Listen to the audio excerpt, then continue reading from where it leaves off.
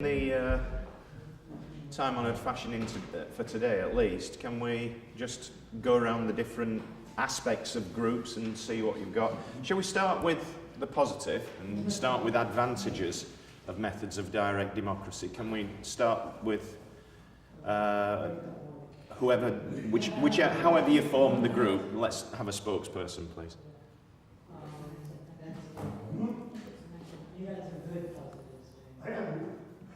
No, I actually haven't. You've just got disadvantages, have you? I attempted to do advantages and really come up with it. Has anyone here got advantages? Go on, John. Citizens will become more involved in politics. Yeah. There is an argument that methods of direct democracy draw people into political discussion, political awareness, political engagement. To some extent, I mean, obviously an argument that is put forward in defence of the EU referendum is 17 million people voted for the outcome that we got. And probably outcome is an appropriate word there. But 17 million people voted for Brexit effectively in that referendum, and that's the highest number of UK citizens that have ever voted for anything. The highest number that has ever voted for a single government is only about 15 million, about 14.5, 15 million.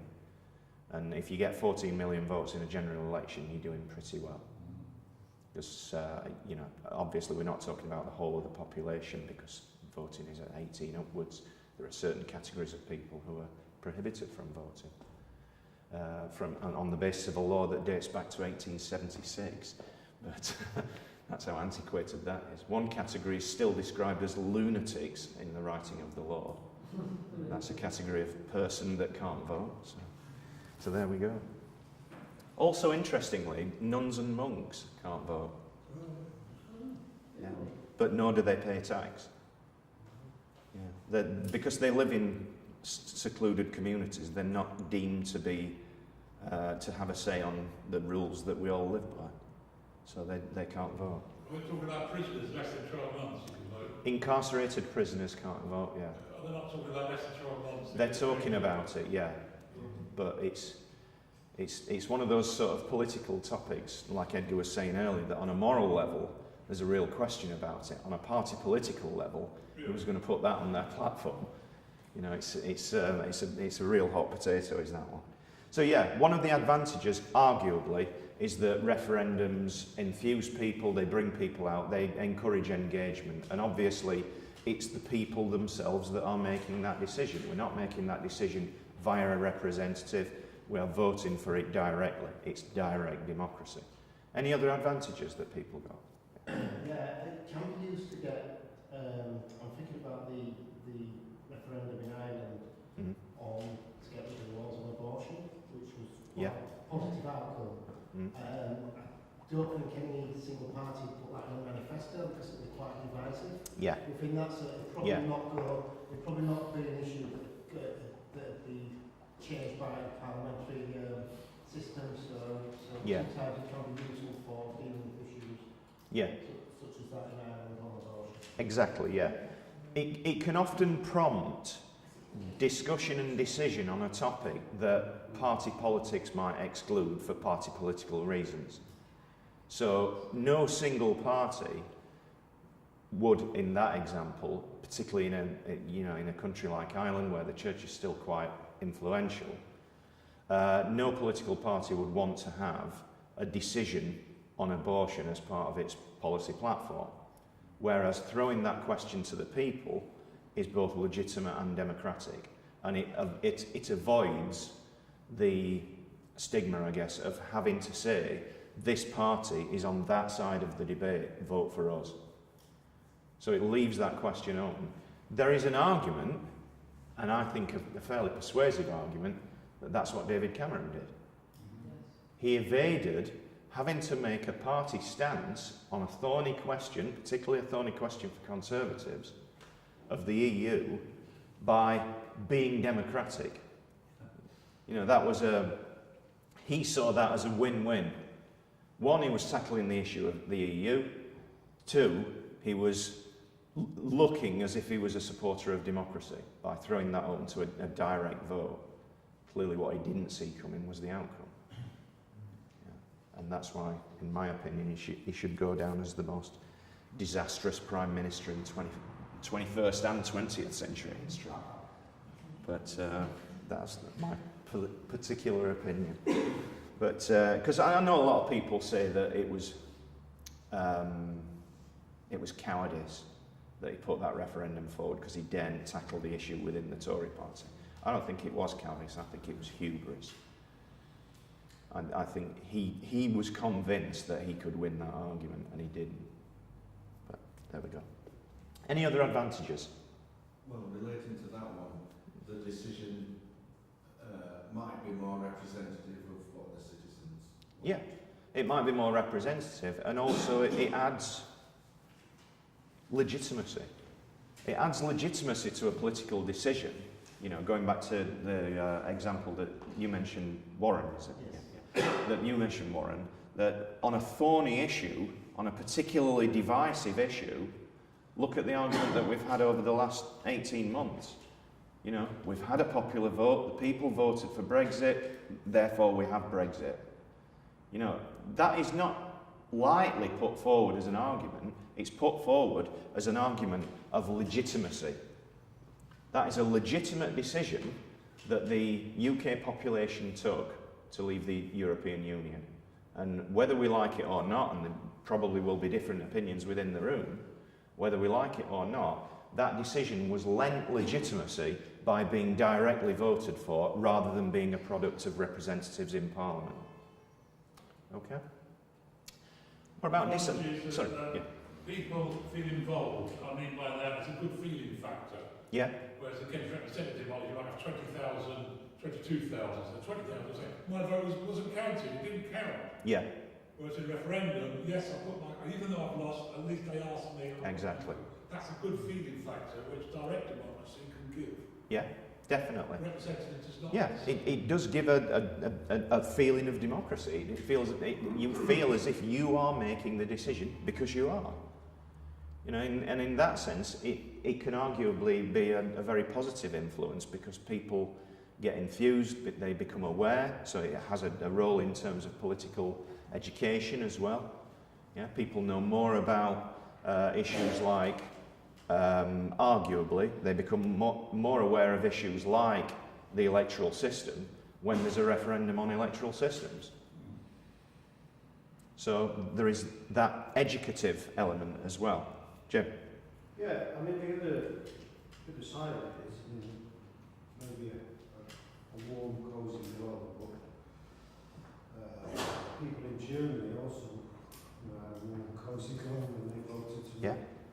fascist referenda and Yeah. Nuremberg rallies for the mass participations and Yeah.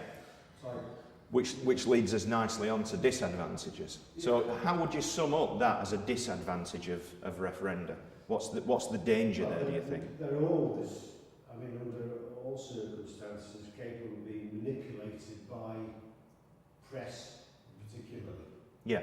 By an existing power. Yeah, exactly. There's a danger that they can be manipulated quite easily because actually what you're putting forward is a single question. And it depends on who puts that question forward, how is that question phrased, when is it put forward. You know, because the timing of the issue itself, what is put forward. Yes, we get a direct vote, but we get a direct vote only on the questions they're putting forward. Yeah, unless you have something like the system we discussed in California, where, you know, popular decisions can be put forward for proposition vote. But generally speaking, the referenda that we've had in Britain have been referenda put forward by the government of the day, either as a result of political intention or as a result of, as we've said before, avoiding the difficulty of a particular question. If you're talking about, as you're saying that people are feeling involved and they're feeling, I have my say, if you lose, if you're on the losing side, then whatever it is that goes ahead, whether it's a abortion or legalization of cannabis or whatever it is, or exiting the EU or whatever it is, but that doesn't represent me, so then you feel even more Yeah. disenfranchised. Yeah, exactly. You can end up feeling totally disenfranchised, even though, you know, again, a popular cry in the country, even though you're almost half the population. You're representative of almost half the population. And that's, you know, when you think about it, that multiplies the more referenda you have. Because people who have a certain view on one thing tend to stick together for a certain view on another thing as well, particularly on issues like abortion, death penalty, gun control. You know, people who vote that way on one issue vote that way on the other issues as well. So you end up with what John Stuart Mill famously described as the tyranny of the majority. You know, where 53% of the population might be determining everything on the basis of direct votes against 48% of the population. So you end up with actually marginal decisions being represented as if it was a reflection of the population altogether. Yeah, and obviously this is one of the key reasons, if not the key reason, that there is such a controversy at the moment over Brexit. Because on one side you've got an argument saying it's a democratic decision, suck it up.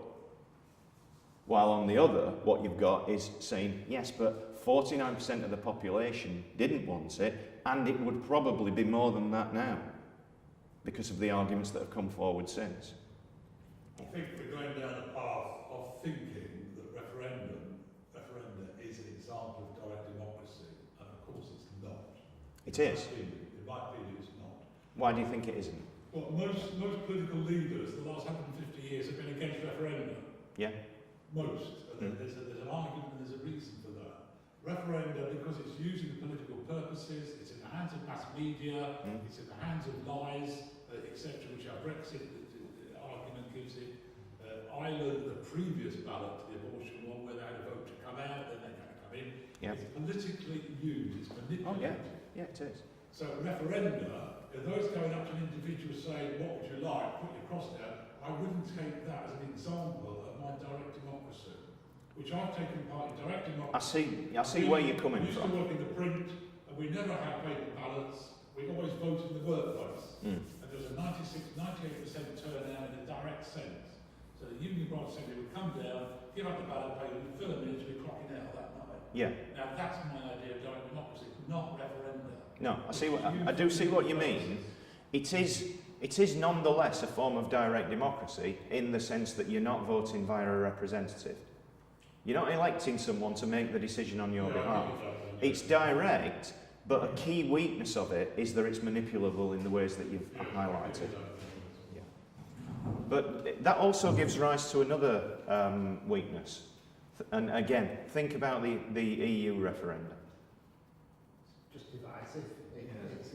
It splits communities. Exactly. They're incredibly divisive, and they're usually put forward because the issue itself is divisive, and parties don't want to take a responsibility for jumping off one side or the other of the fence.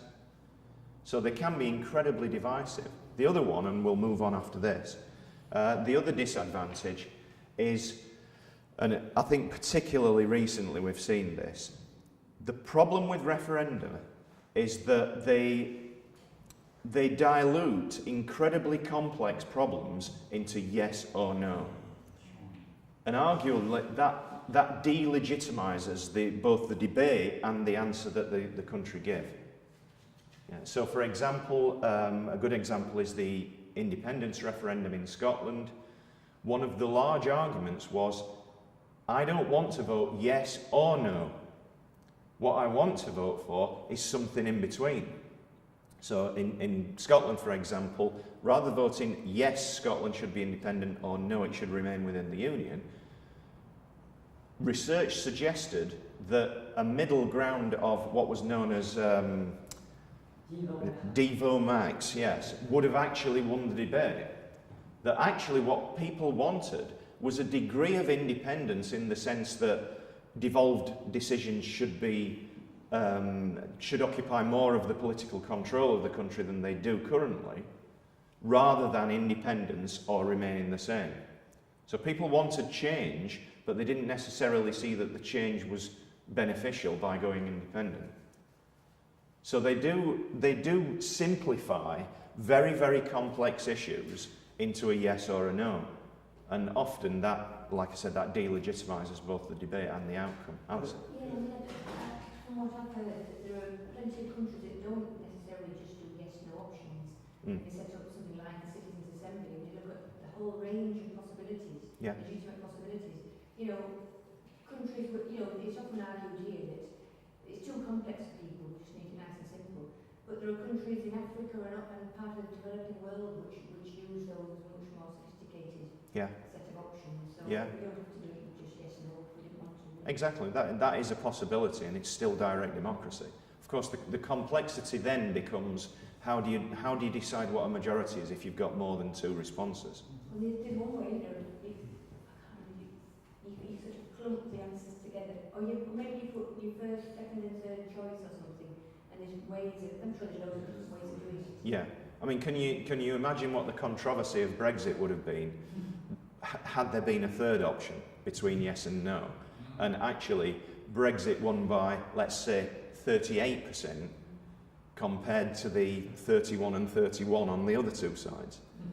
So there, it does add to the complexity of deciding what is a legitimate majority.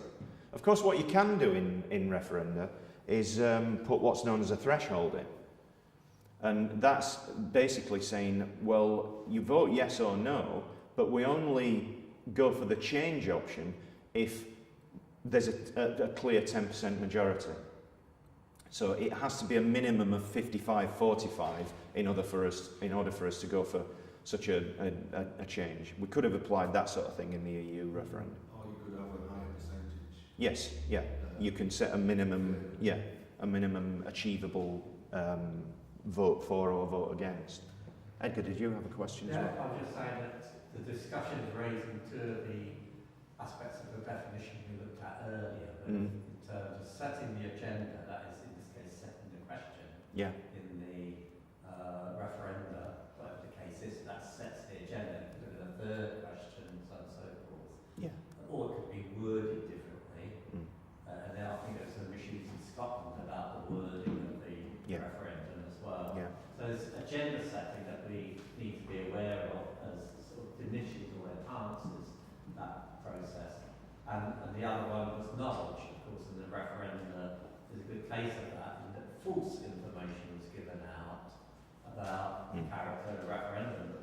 People voted on the basis of the knowledge and information available. Yeah, exactly. Professor Stephen Luke talks about three faces of power. You can essentially dissolve power down into three different categories. Decision-making power, obviously the power to actually enact things. What he calls non-decision-making power, which is the ability to stop decisions being made, and agenda setting. Framing the argument so that whatever outcome is predictable within certain parameters. And obviously the third one there, as Edgar suggested, is very much applicable to the arguments about referenda. Just have a look at the task afterwards. If we can just use this as a brief discussion activity. On the very next page from the table, the advantages, disadvantages table. There you can see this question. Why have some representative systems seen the increasing use of methods of direct democracy in recent years? Looking at the disadvantages that we've just been discussing, it's nonetheless true that we've seen an increasing use of methods of direct democracy. Why, do you think? If they're riddled with those disadvantages that we saw, why are we using more of them? Because representatives want to pass the blame for decisions on to population. Yeah, to some extent it's a lack of political bravery. No, it's consolidating power as well. If you've got a referendum that's divisive and you end up with a divided population, so they're in no state to govern themselves. Yeah, It's a very Marxist way of looking at things, John. Polarisation of political parties and the electorate generally. There's more polarisation there in the last few years than 50 years since the Second World War. True enough, yeah. So that's Yeah. why referendum are now becoming Yeah. more inverted commas popular. Yeah, I mean, if you look at political history in the long term, you do tend to get peaks and troughs of either, you know, consensus or conflict politics. You know, Thatcher famously described herself as a conflict politician. And, you know, a conviction politician is the word that she used. The idea Now that... look around at European countries as well, and there's good examples there of different Yeah. countries doing different referenda for different purposes. And Yes. it is increasingly, not just in our country. Yeah, and of course in both France and Denmark they had an EU referendum that were reversed. You know, they did offer what effectively a second referendum.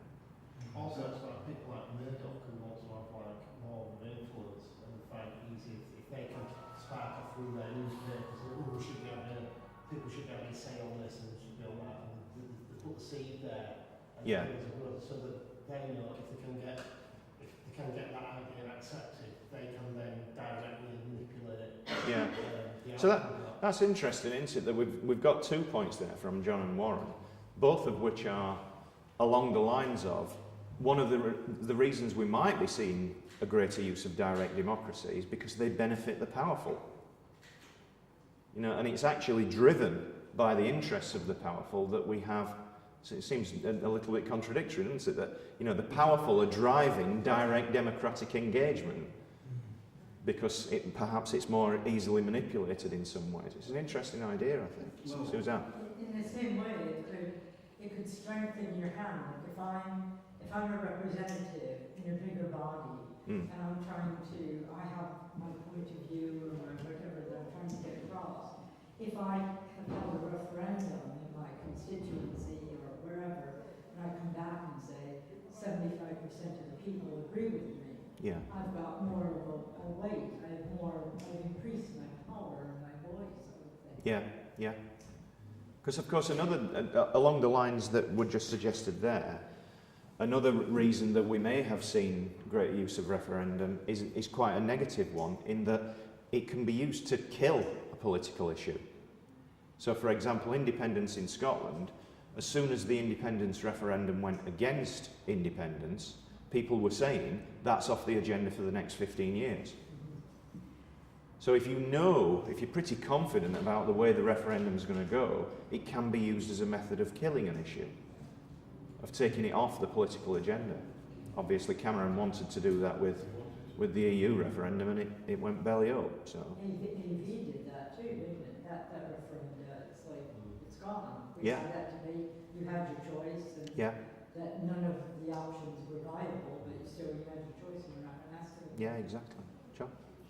I've been watching some lectures on what Plato had to say about democracy. And all these negative things about democracy he said, you know, however many thousands of years ago it Yeah. is. And it seems to me those books that he wrote, they're a blueprint to how you can make use of democracy to either get concentrated or individual power or to share it out with, Yeah, exactly. you know, The- both sides of that. Exactly, yeah. The famous famous line of Plato's, trying to remember some Latin, quis custodia ipsos custodes, basically translating as who guards the guardians. Yeah. You know, they rule us, but who's watching those that rule us? And obviously that comes into this in terms of, you know, the manipulation of questions, the campaign that takes place in the period of deciding on a referendum. How is that all manipulated by powerful interests? There is a positive, though, I think, and that is that people want more democracy. There's lots Yeah. of pro-democracy organisations out there campaigning Yeah. in various ways for more democracy, Yeah. which includes this sort of thing. Exactly, yeah. And that's almost the other side of the powerful are driving greater use of direct democracy. You could say that it's been driven from the bottom up. Yeah. It's a symptom of a demand for greater engagement in politics, or, slightly more cynically, an increasingly negative and cynical view of those who represent us.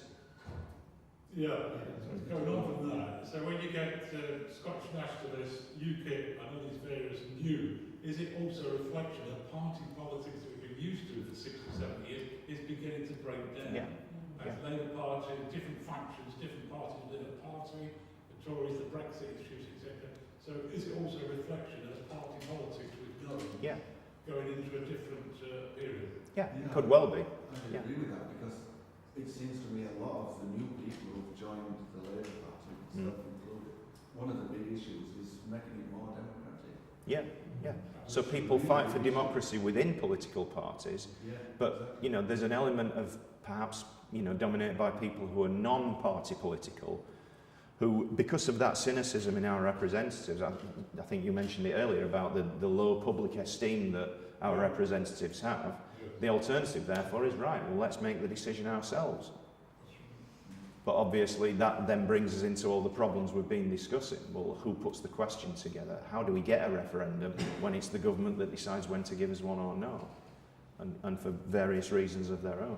An interesting thing on party politics breaking down. On the radio this morning I heard there's more registered independents in the States than there are Democrats and Republicans put together. Yeah.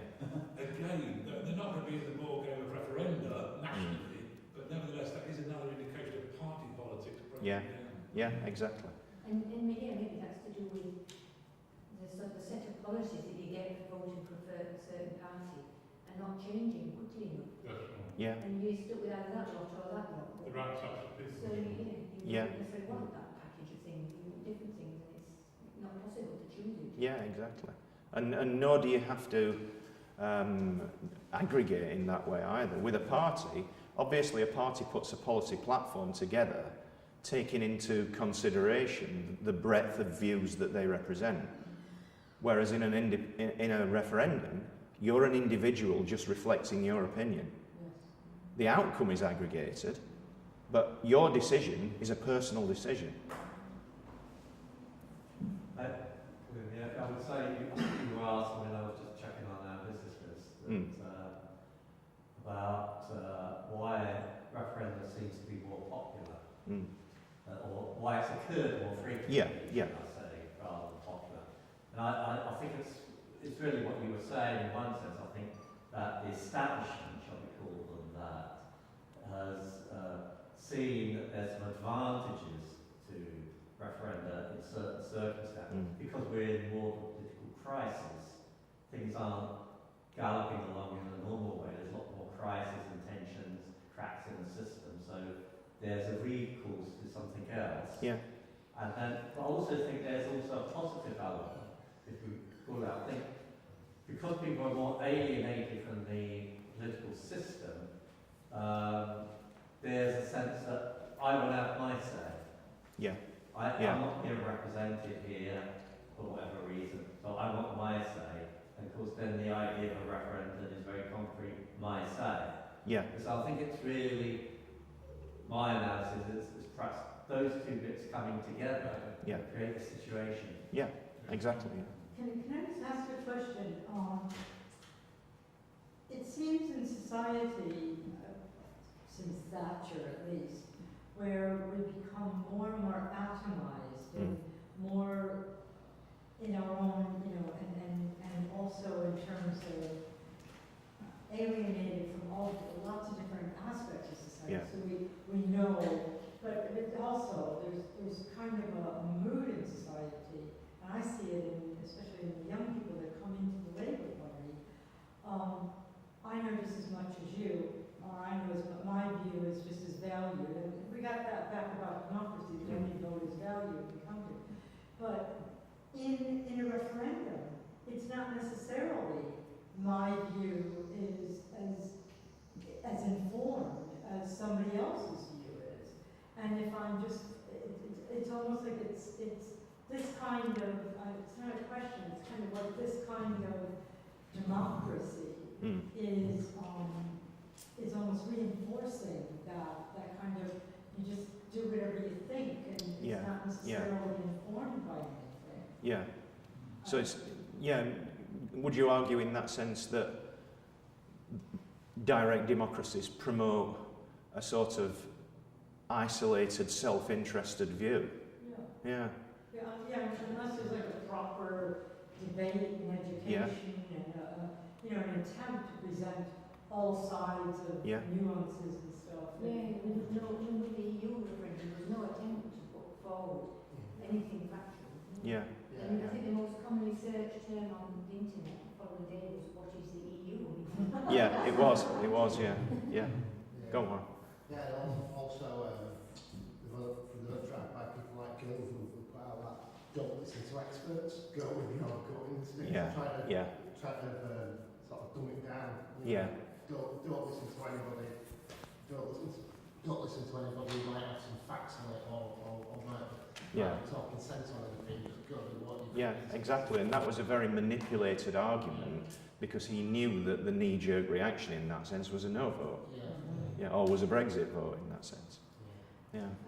Scott, just a point to make about kind of technology and social media, I suppose, that are kind of maybe a different generation not necessarily kind of waiting for consensus. There are the possibility of direct action rather than like direct democracy, kind of form groups to kind of grassroots organise. So it's kind of, I think there's probably an element of the kind of referenda. I can see what you blanket to try and kind of build consensus. Some people have actually, some sort of researchers have actually described it as we're moving into an era of DIY politics. That our trust in representatives and in the elite has decayed to such an extent that we're looking at alternative methods, direct action, direct democracy. But can we have a situation where these kind of locally based DIY situations and organisations are meshed with each other to build a kind of I think it's feasible. I suppose the question politically is whether it produces accountable, legitimate decisions. Because obviously that sort of grassroots democracy in that sense can itself be manipulated as well. The mob can be directed as well as its actions being random. Can I suggest we move on to the next issue? Obviously, that's really explored quite nicely, the idea of direct democracy. And where we do predominantly see it now, albeit with, notwithstanding the very rare examples of things like Switzerland, clearly where we do see it is within representative systems. So we have a representative democracy. In other words, at various levels, we elect people, fundamentally, we elect people to make decisions on our behalves. That's effectively what representative democracy is. But just thinking about representative democracy, and we saw this to some extent in the material that Edgar was looking at with us this morning, there are certain key features that representative democracy needs. And what I mean by those key features is simply electing a representative is not necessarily a very democratic way of doing something. Obviously, representative systems revolve around elections. We select candidates, we have elections, and the results of those elections are the representative decision. We elect certain representatives to act on our behalves. But we need that process to have certain features. Okay? So, for example, one of those features has to be frequency. And this is touching on the issue that we've explored in one or two little discussions that we've had today. When we look at the Chartists and the 6 points that they put on the Charter, the one element that has not as yet been achieved is annual parliaments. Now that is a question of frequency. Representative systems are democratic, but they're only democratic if we frequently get the option to change our minds, to remove the people that we might have put in at one stage, to change our representatives, because things change. Our opinions change, their behaviours change. You know, their level of accountability, sadly, sometimes changes. So frequency of those electoral processes is an essential element of any representative system. Can anyone think of any other essential elements that we have to have within representative systems to make them democratic? Susan? Well, there's some kind of dialogue between the representative and who they're representing. Yeah, exactly, communication. And in that sense, it's consent as well. Yeah. We're giving our consent for them to take decisions on our behalf to some extent, albeit that we might be regularly checking that they are actually reflecting our interests. Okay? There has to be also, what other elements? What other features do you think representative systems might need in order to be democratic? We've got consent there, we've got frequency. What else?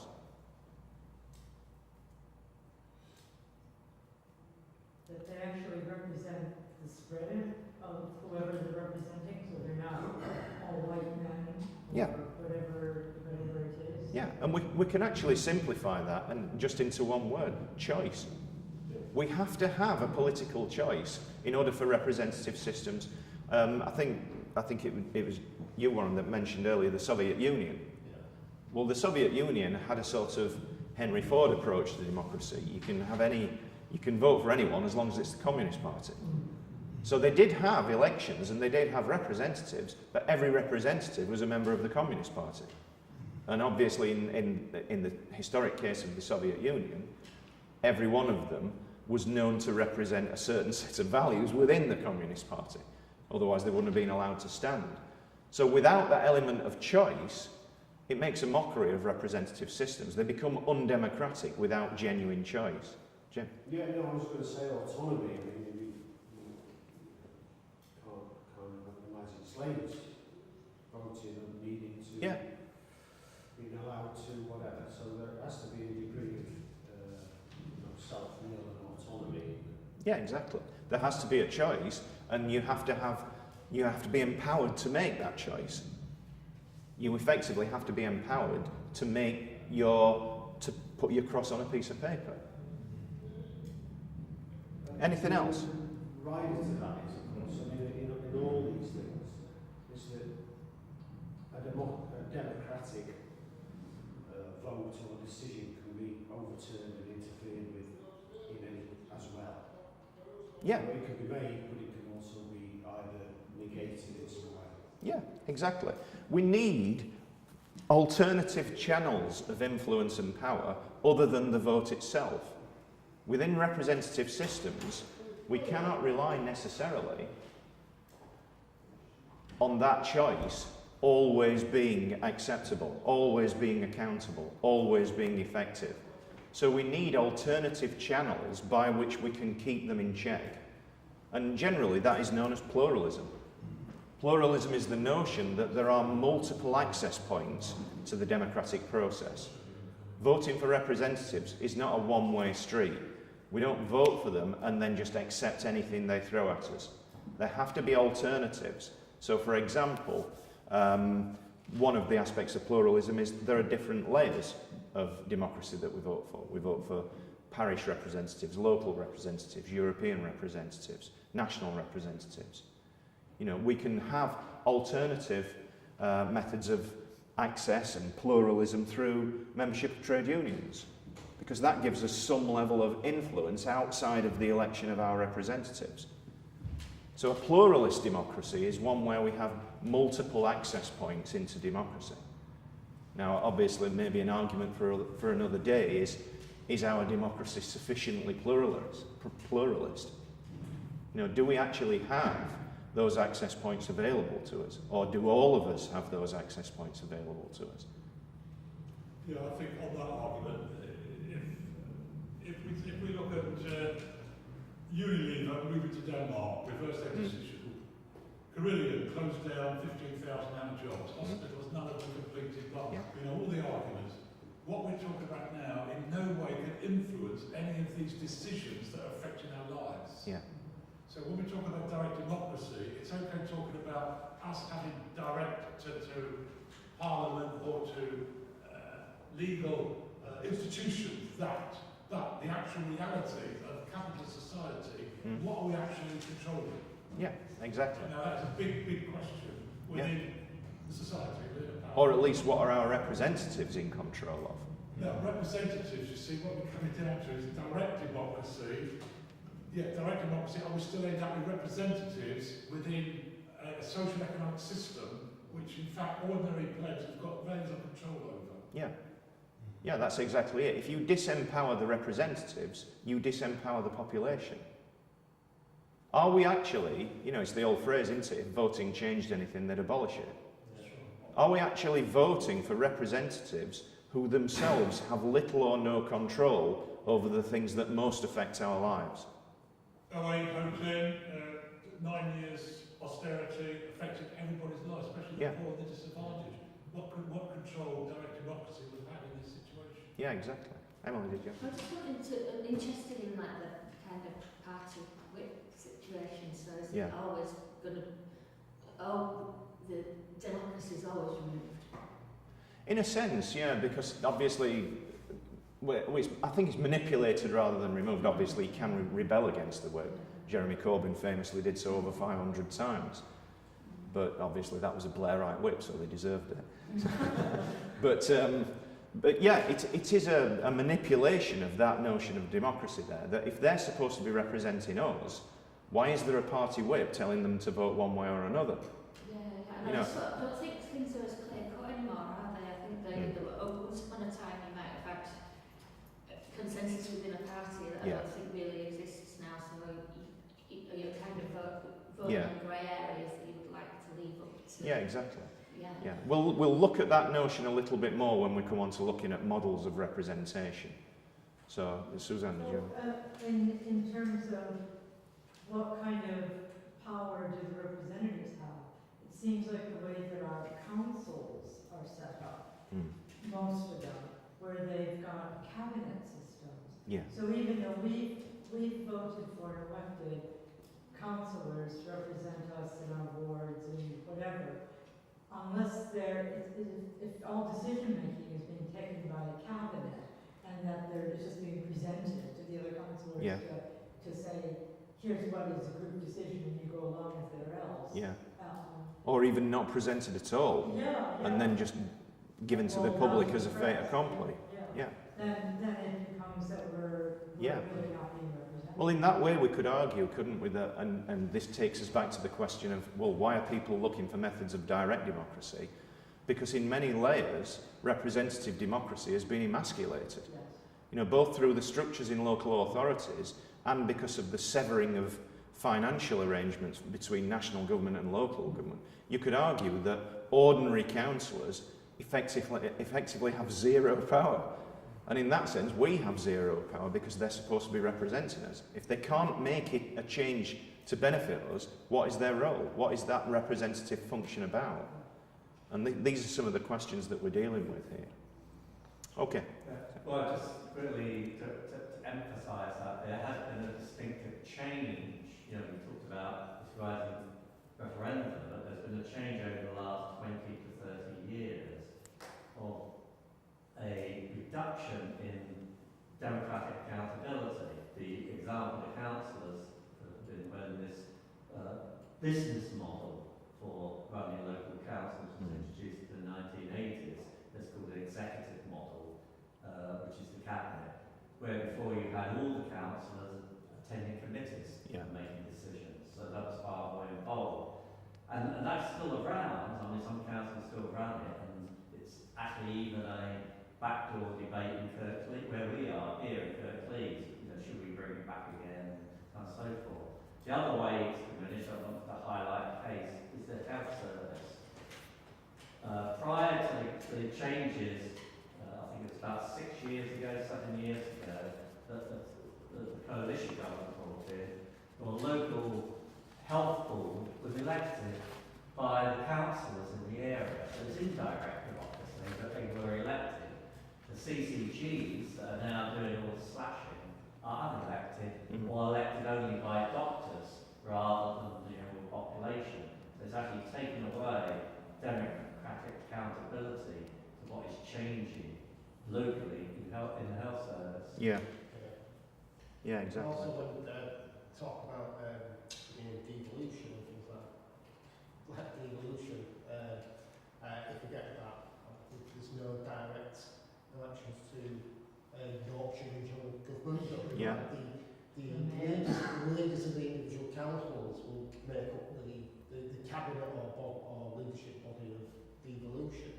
And so, oh well, it'll give more decision making locally, but it will only concentrate in the hands of a few people who've already got power anyway. It won't give ordinary people any more say over things, and it's just the same old issue as same people deciding where the cuts are spread out. Mm-hmm.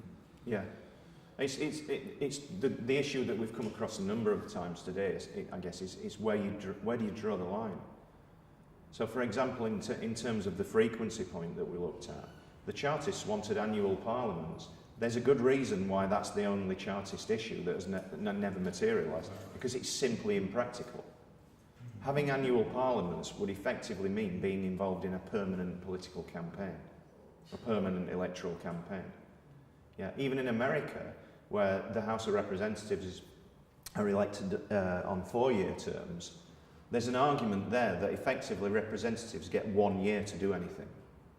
Because initially they're settling into the role, then they get a year to do something, and then for the following 18 months or whatever, they're getting ready to be campaigning for the next time. They're almost permanently on the stump.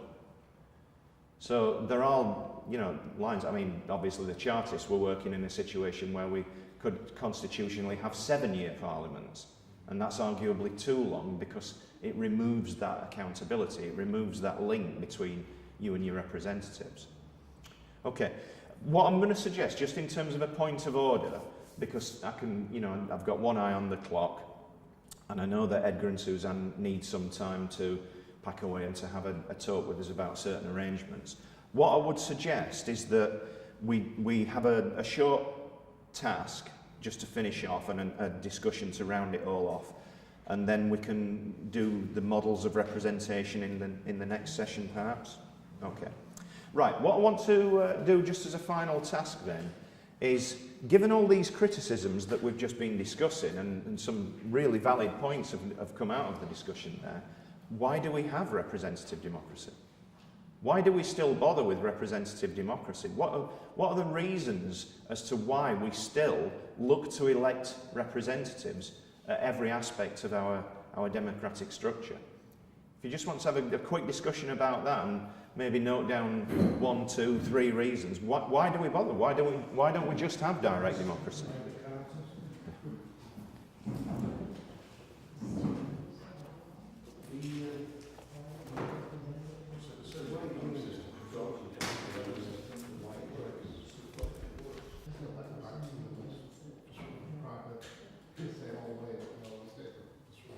Okay, let's start off then.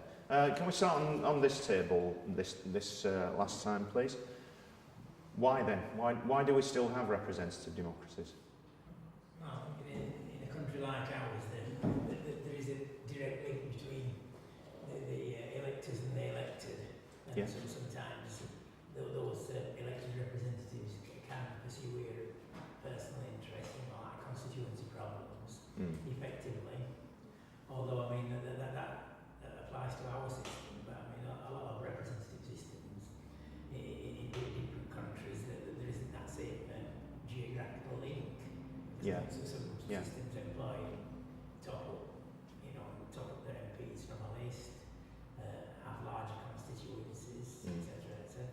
Yeah, and some, for example, in the Republic of Ireland, that have multi-member constituencies. Yeah. It's a system that's able to keep the social economic system going, it repairs it when it goes wrong, and it's found to be effective. And we've got a long history. We go back 13th, 14th century, although it's kings and the aristocracy, but there has been a parliament for 600, 700 years. It's changed dramatically. Nevertheless, we do have Britain has a long history. We've had a parliament for that long, but in terms of representative democracy, we've probably only had it for, well, arguably less than 100 years. Yes, but you know what I mean, there's a historic, yeah, there is that precedent there, isn't there? Yeah. Crap, but it actually does. Yeah. Why else? Why else do we have? I mean, and that, you know, the answers we've had there are certainly very valid ones. Society is in many ways too complex for us to take every decision ourselves. Sometimes we arguably need, and you know, this sort of sticks in the throat a bit, but sometimes we need experts. Sometimes we need people who know what they're doing. You know, you don't walk into a room when you need an important operation and say, right, who fancies doing that? You want somebody with expertise, don't you? Well, exactly. Experts get it wrong as well. But arguably, they are nonetheless experts, or some of them at least are experts in certain fields. Of course, the irony about MPs in particular... The proviso of that is that you want the experts to serve the democratic decision, not override it. Yes, yeah, exactly. Serve yeah. the representatives for the directly, and so in the case of a doctor, for example, it would be that the hospital policy is decided by a board that's been elected. Yeah, yeah, yeah. Well, if I take your analogy, I was just reading about the number of women who have breast cancer, who are going in for mastectomies, who are saying, I don't want a breast reconstruction, and then coming out of the surgery, and they've had a breast reconstruction, or they've had the flesh left in case they change their mind later, which is it's gross, you know, it's like a gross overriding. If the doctor is there to carry out their will. Yeah, and I suppose you can, obviously not on quite as personal a level as that, but I suppose you can draw parallels in terms of representatives simply not doing what we want them to do, or in some cases doing the very opposite of what we want them to do. You know, and the case in point that springs to mind is you would have been fairly hacked off if you'd voted Liberal Democrat for a reduction in student fees in 2010. You know, that they specifically and publicly promised not to do that and then did the very reverse in exchange for a referendum on electoral reform that was to them meaningless. You know, so, you know, they got well and truly stiffed on that one, but yeah, societies are too complex. Sometimes we need experts. Sometimes we need the filter of a representative. Because as a complex society, we have a very subtle and very varied array of views. And what is required is what politicians refer to as aggregation of interests. In other words, sometimes compromises have to be made. Every MP in this country, on average, represents 72,000 electors. That's 72,000 different points of view. You know, so an aggregation of interest has to be made, and you really can't make that aggregation of interest through direct democracy. That's why direct democracy is simplified to a particular yes or no question, because you simply cannot aggregate in that way, because your vote is just yours. Okay, so there are reasons why we still have these experts, and we still look to elect the right person. What we're going to be looking at in the next session is, well, in what different ways do they actually represent us? And I don't mean, well, they do these actions and they do these actions. What we're going to be looking at is what we call models of representation. You know, how does the process of representation best take place? Okay, and that's what we're going to be looking at in the next session, but I'll close there and thank you very much.